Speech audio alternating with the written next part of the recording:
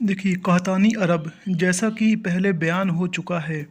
यमनी अरबों का सिलसिला नस्ब कहतानी से मिलता है। ये कहतानी लोग गिरोहों की शक्ल में मुख्तलिफ ख़तों में मोहल्ले बनाकर जिन्हें जिन्हें मखलाफ कहते हैं रहा करते थे।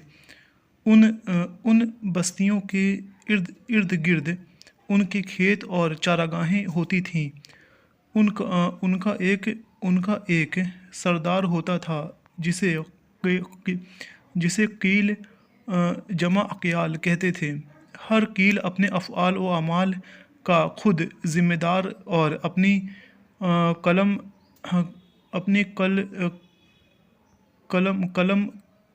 कलमर व कलमरों में क्या लिखा है यार ये कलमरों में आज़ाद व ख़ुद मुख्तार होता था।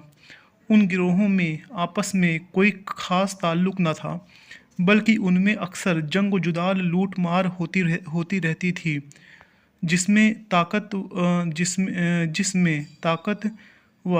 ताकतवर कमज़ोर को हर पट कर हड़प कर लेता था। ये लोग एक सिलसिले दराज तक इसी तरह रहते थे।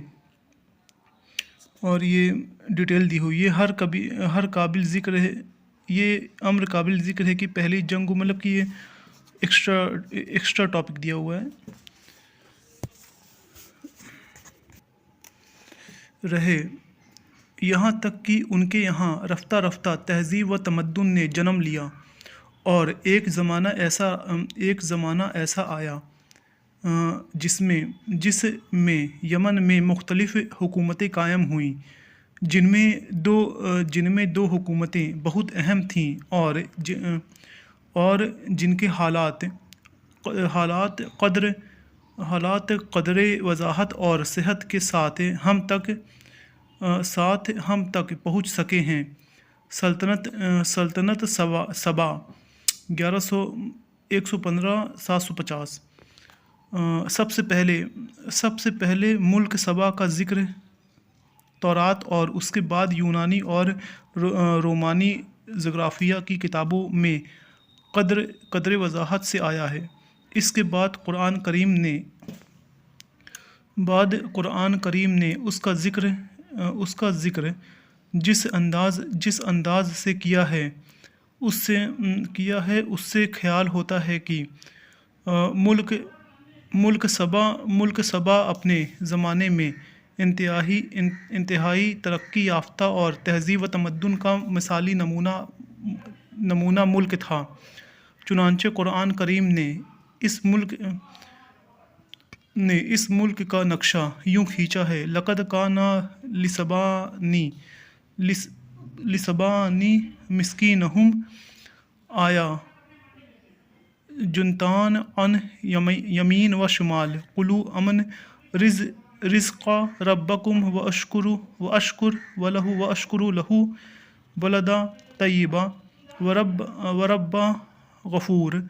अहले सबा के लिए उनके रहने की जगह में निशानी थी। उनके दाएं बाएं दो बाग थे।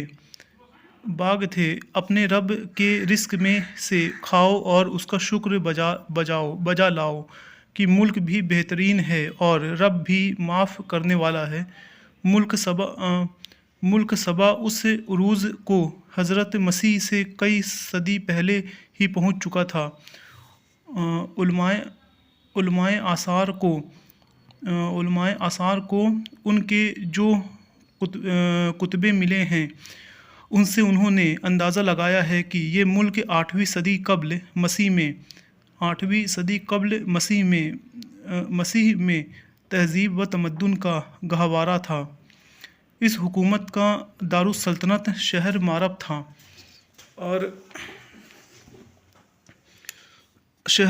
था और अपने उरूज़ के ज़माने में इंतहाई फारिगुल बाल और मतमूल शहर तस्वुर किया जाता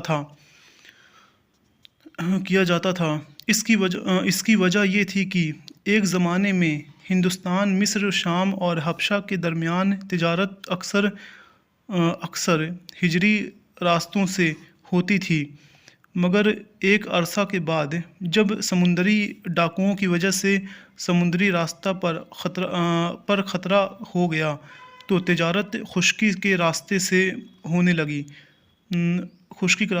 چنانچہ ہندوستان اور حبشہ سے سامان تجارت جزیرہ عرب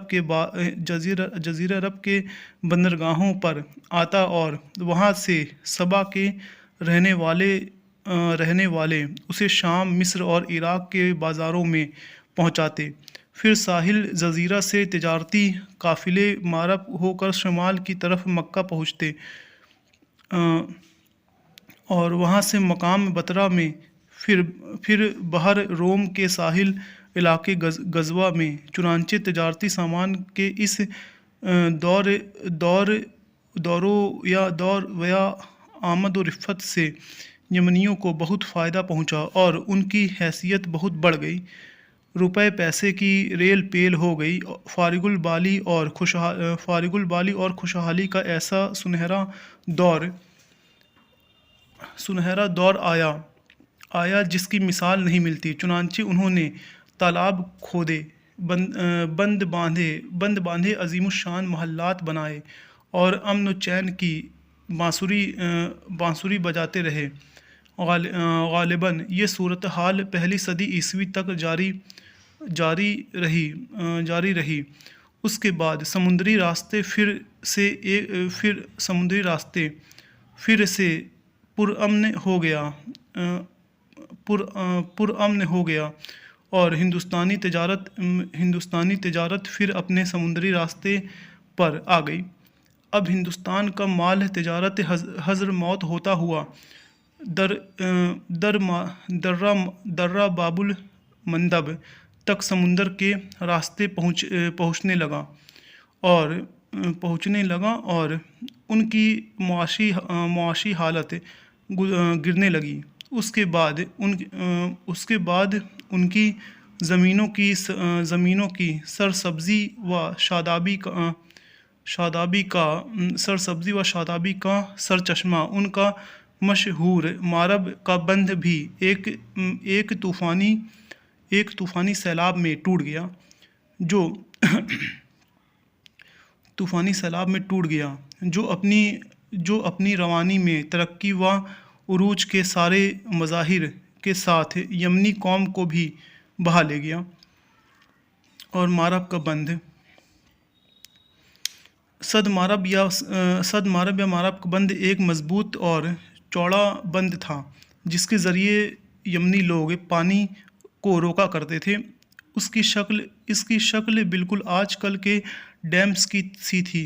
اس بند کے باندھنے کی وجہ یہ بتائی جاتی ہے کہ یمن میں ہمیشہ بہنے والے قدرتی دریا یا چشمے نہ تھے، البتہ ان کے یہاں بارش کا خاصا پانی جمع ہو جاتا تھا، لیکن وہ سب رفتہ رفتہ بہہ کر صحرا میں چلا جاتا تھا۔ چنانچہ یمنیوں نے اپنے زمانے عروج میں سوچا کہ کیوں نہ اس پانی کو روک کر جمع کر لیا جائے اور ضرورت میں کھیتی باڑی میں استعمال کیا جائے۔ مطلب انہوں نے سوچا کہ اس کو جمع کر لیں تو کام آئے گا بعد میں۔ انہوں نے پہاڑوں کی گھاٹیوں میں مختلف جگہ بند باندھ کر پہلے پانی کے رخ کو ایک راستے پر کیا۔ اس کے بعد سب سے اخیر میں ایک بہت چوڑا بند باندھا۔ یہ بڑا بند مارب کا بند تھا۔ تو دوستو ویڈیو کو لائک کر کے چینل کو سبسکرائب کر کے بیل آئیکن کو ضرور دبایا کریں اور ویڈیو پورا دیکھا کریں، اور کچھ پوچھنا رہا کرے تو کمنٹ کر کے ضرور پوچھا کریں، اور ویڈیو پورا دیکھا کریں تبھی آپ کو سمجھ میں آئے گا۔ تو تھینکس فار واچنگ دوستو۔